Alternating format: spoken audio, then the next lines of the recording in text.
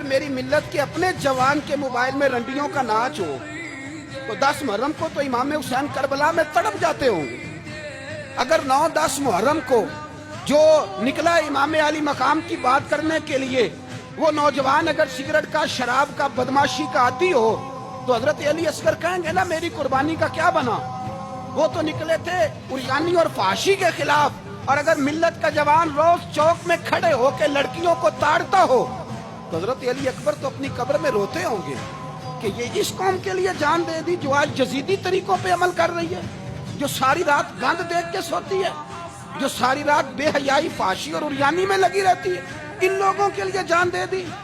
اتنا ظلم ان شہیدوں کے ساتھ. اور 10 محرم کو دیگ پکا کے کہتا ہے میں امام حسین کا ماننے والا ہوں, میں امام علی مقام سے پیار کرنے والا ہوں.